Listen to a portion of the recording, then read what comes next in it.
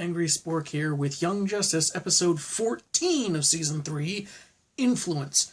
And we start off on Thanagar, where Superman, Guy Gardner, Wonder Woman, Hawkman, and Hawkwoman, there's some dead Thanagarians at an nth metal facility, I believe, and a commander is basically chastising them because it looks like they've been attacked by parademons, but, you know, there aren't any parademons there.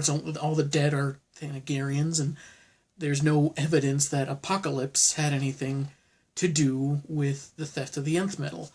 And it's only found on Thanagar, so yeah, but it's something they would want. But the commander is like, hey, the only people I've scanned here are humans, like some of your buddies. And like they tell you, like, well, we've had people from Earth being mind-controlled to do apocalyptian bidding, and it's like the commander doesn't really seem to care. He doesn't seem to want to trust the League, even like after the events from Season 2, where they were mind-controlled to start some shenanigans, and they went on what he calls an apology tour. And he just basically walks off, not willing to cooperate. And then Guy Gardner uses his ring to, you know, lift them all up off the planet in a giant ball. He has the ball do this cartoony raspberry face, and just as the commander's walking away and they're flying off, and everyone just die. Like, hey, Guy's not a complete idiot. He's a jerk, but he's not a complete idiot. He had his ring do some scans, and while there was no boom tube activity detected, he did detect an ion trail. So now they have something to follow. And he has this, it's like, you kind of want to kiss the ring, huh? It goes on a little too long as they're flying up into the sky, but it's kind of funny.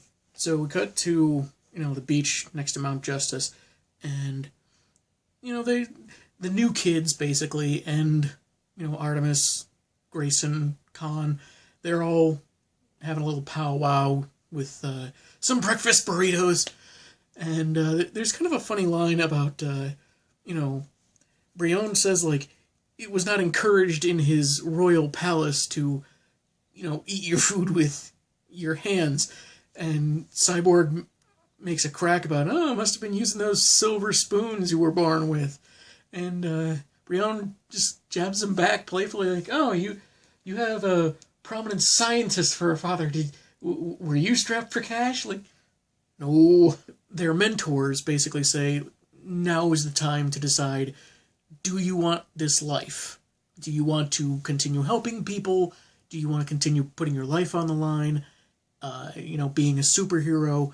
And they even bring up, you know, the fate of Wally West. He made the ultimate sacrifice. Connor brings up that, you know, you don't have to, you know, use your fists and your powers. You can always do what Troya or Garth do and, like, be part of the system to help out that way.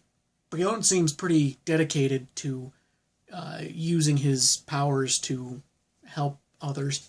And, like, Connor just has, not just because they're voiced by the same guy, but he sounds so much like Superman when he's giving his monologue. I can't do it justice.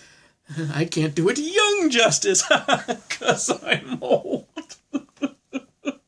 Anyway, Cyborg is not as integrated into the whole life right now, so the focus on these decisions are more on, like, Forager and Halo, Terra, and Brion, and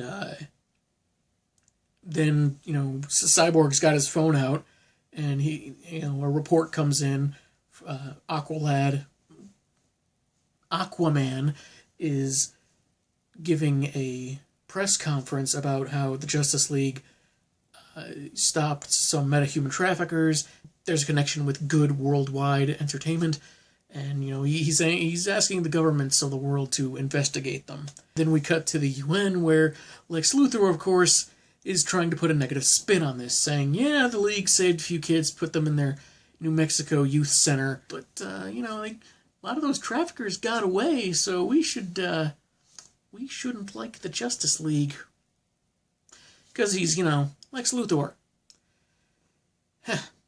So we pull back from Luthor again to reveal G. Gordon Godfrey. And he talks about just, people want justice, and he had the social media right here. It's like, we got two Twitter posts decrying the Justice League, but one of them's from Leonard Snart, or it's tagged with Leonard Snart, Captain Cold, and the other one is hashtagging Condiment King, which I think is awesome. And oh yeah, nice. I see you with the old Justice League logo there. Yeah, that's good. I like that. Yeah, way to go. Gordon has put the bat signal on mothballs or something. Like the impression it gives is Batman's not wanted in Gotham. He's not part of the league, so forget him. Then he has Granny Goodness to address these accusations, and she's like, "Oh well, it turns out there was a man, Mr. Marlowe, who, well, he betrayed my trust in my customers, and he twisted my technology for nefarious purposes." And oh, well, we have a perpetrator. But it turns out last August he was murdered. Probably by the people he was working with, so, that's a dead end. But she promises she's going to make everything okay. She's going to, bring out she's going to recall the bad goggles. She's going to, bring out some new non-nefarious goggles, and everything's going to be just fine. Beast Boy, after he stops a purse snatching, he basically confronts Granny Goodness about this, and she doesn't back down, but she of course she's not going to outright admit it. She just plays it all vague and ominous and so forth, because, villain. The Javelin is following Guy Gardner through space, and he's singing a ditty that, of course, with words like surpass and gas, he, of course, has to rhyme with something that gets muted before he ends it in his little song that is annoying the League. And Superman sees with his telescopic vision, there's a big old meteor satellite base that's twice the size of the Watchtower, and sure, that's probably not evil. I'm sure it's fine. It's totally not evil. Yeah. And then we go to the Watchtower, and Terra, Geo-Force, Halo, and Forager are inducted into the team. There's this moment where Artemis says, "Hey, we got 2 more girls on the team. That's something." And Halo's like, "Oh, I don't know if I am a boy or a girl because of the fact that she died and she was revived by a mother box." I don't know why that should be confusing, because if there's a difference between a mother box and a father box, and she was revived via a mother box, and she was a girl before, I know what they're trying to do, and I'm not trying to shame them for it. I'm just saying it gets a little awkward because of the context of what was going on, but I can understand why someone in her position would be a little confused based on the revelations we got previously, so I think it was a little tongue-in-cheek, but nothing too terrible.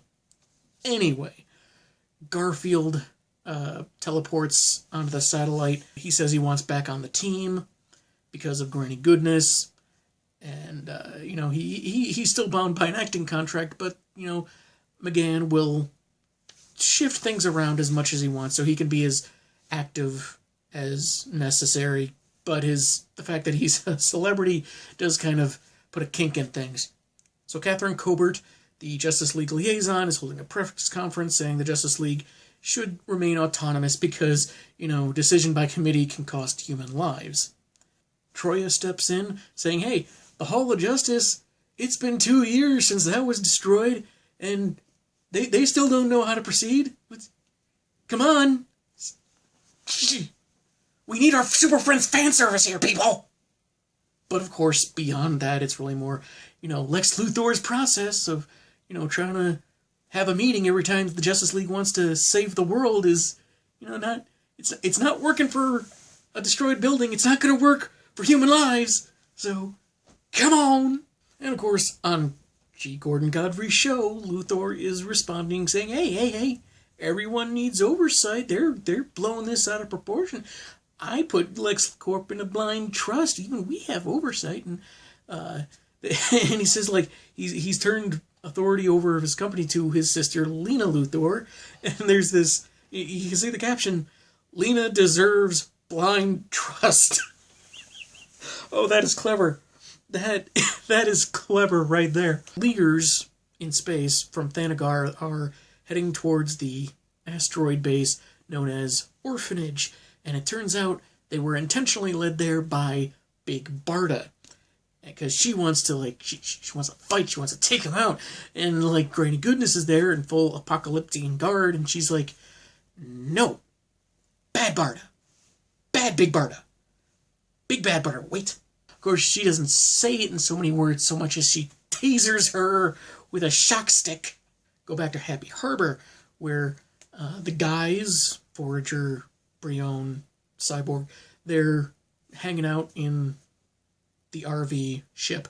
Cyborg's like, yeah, Watchtower's nice, but it's not for me. He doesn't plan on being a superhero. He wants to get his body back. And I noticed that he has these red lines over his organic parts. Just a couple, but I don't remember them being there in the Halloween episode, so I'm guessing that it might be something slowly encroaching at Artemis's and Will Harper's place. Tara's taken Bruce Lee for a walk, Bruce Lee being the dog. Leanne's up, spilled some juice, but she keeps saying it wasn't her, so it could be just, like, kids being kids, or maybe there's something else, something else knocked over the juice.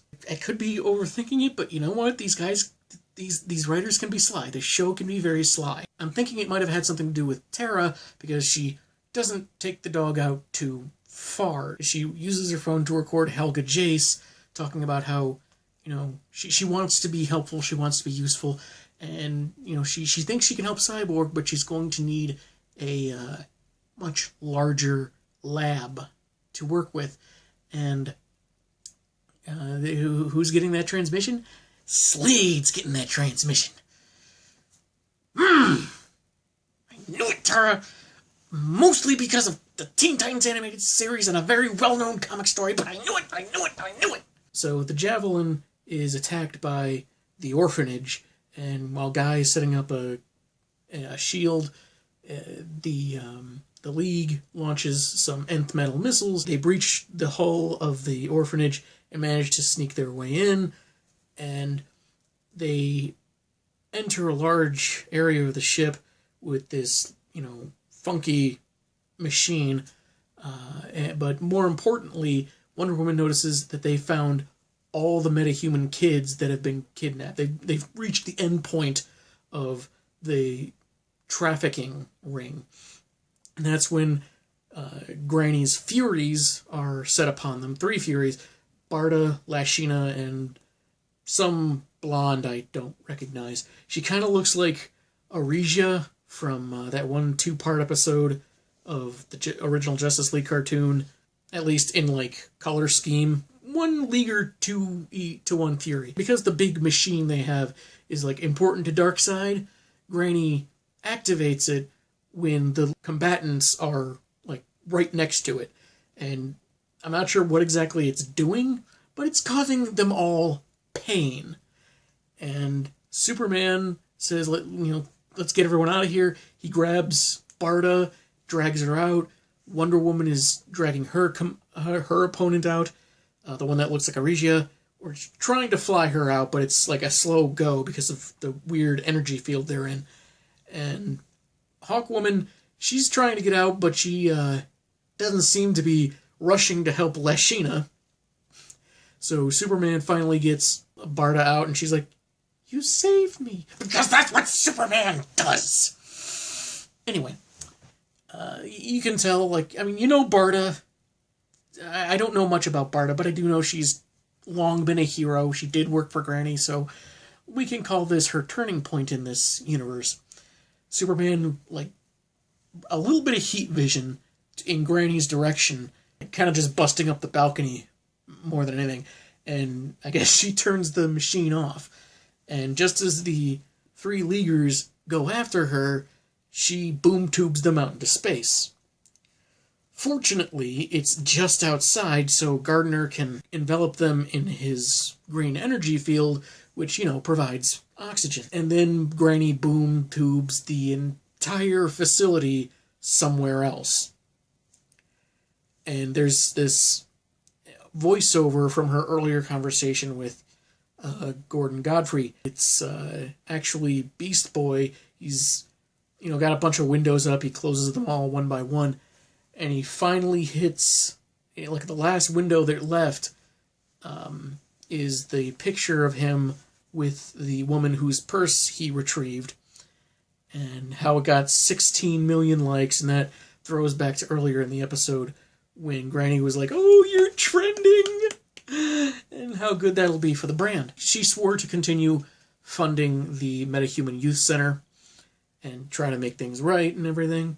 So it's kind of like, Beast Boy closes his laptop and he just kind of sits there contemplatively. And that's where the episode ends, and the credits roll over ship in RV mode with Wolf just kind of sleeping on top. And before we get the DC logo and the Warner Brothers logo at the very, very end, we hear a toilet flush. So apparently someone had to go in the middle of the night. So it was a good episode.